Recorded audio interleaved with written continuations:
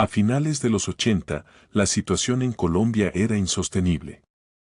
Escobar y su cartel de Medellín habían desatado una guerra brutal contra el Estado para impedir la extradición a Estados Unidos.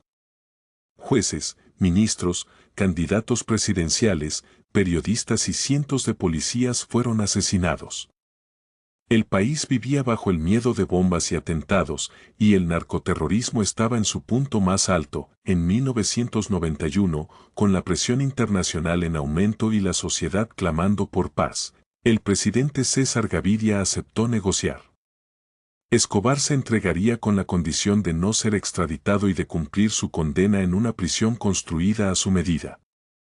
Así nació la catedral, levantada en lo alto de una montaña en Envigado, lejos del ruido urbano pero diseñada con lujos que desafiaban la lógica de una cárcel. Desde el inicio, la catedral no fue un lugar de castigo, sino un refugio privado. Escobar se movía allí con total libertad, rodeado de hombres armados que oficialmente eran guardias pero en realidad respondían solo a él. Las instalaciones parecían un club campestre, canchas de fútbol, sala de juegos, un gimnasio, una discoteca improvisada, habitaciones de lujo e incluso una cascada artificial. A menudo recibía visitas de su familia, socios y hasta figuras públicas. Se cuentan partidos de fútbol donde participaron jugadores profesionales de la época. Para el capo, estar en prisión era más bien estar en un despacho seguro desde donde seguía manejando su imperio. La farsa se sostuvo poco más de un año. Pero en junio de 1992, Escobar citó a dos de sus socios más cercanos, Fernando Galeano y Gerardo Kiko Moncada. Los acusaba de quedarse con dinero de la organización y de conspirar contra él. En un acto brutal que revelaba quién mandaba realmente en la catedral, Escobar ordenó su ejecución dentro de la cárcel misma. El asesinato de los dos capos fue un escándalo imposible de ocultar. El gobierno ya no podía seguir defendiendo el acuerdo.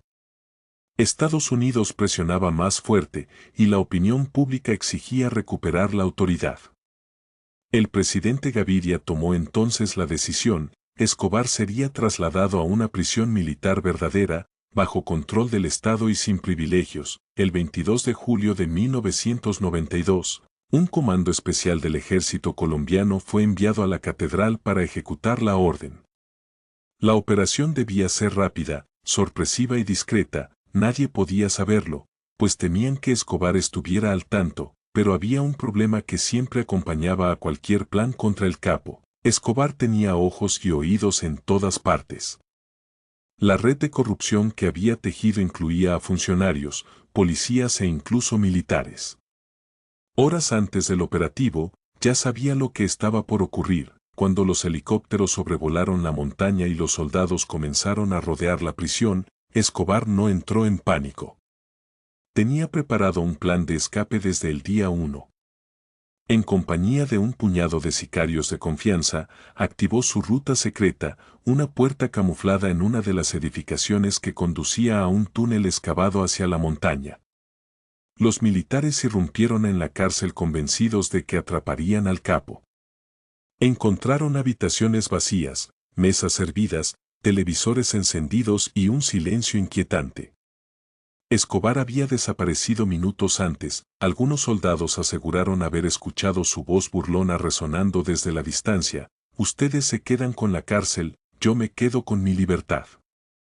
La noticia se regó como pólvora. Escobar se había fugado de su propia prisión. El gobierno colombiano quedó en ridículo ante el mundo entero.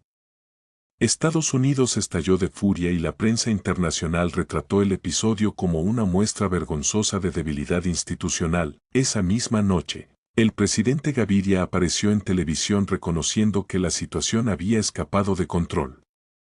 A partir de entonces, comenzó una cacería a gran escala, conocida como la persecución final contra Escobar, en la que participaron el bloque de búsqueda, agencias de inteligencia extranjeras y, más tarde, los propios rivales del cartel de Cali. La fuga de la catedral marcó el inicio de la última y más sangrienta etapa de Escobar. En lugar de estar controlado, volvió a las calles, desatando una nueva ola de coches bomba, asesinatos y ataques terroristas que dejaron cientos de víctimas, pero también fue el principio de su fin. La huida convirtió a Escobar en el enemigo número uno del planeta.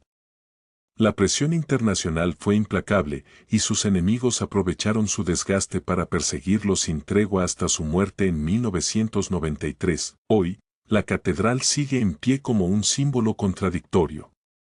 Para algunos es un recuerdo de la corrupción y la humillación que vivió el Estado, para otros, un lugar casi mítico donde se escribió uno de los capítulos más oscuros de la historia colombiana. La fuga de Pablo Escobar no fue solo un escape físico. Fue una metáfora del poder que ejercía, un hombre que, incluso encerrado, era capaz de manipular al gobierno, burlarse de la ley y volver a las sombras cuando él mismo lo decidía.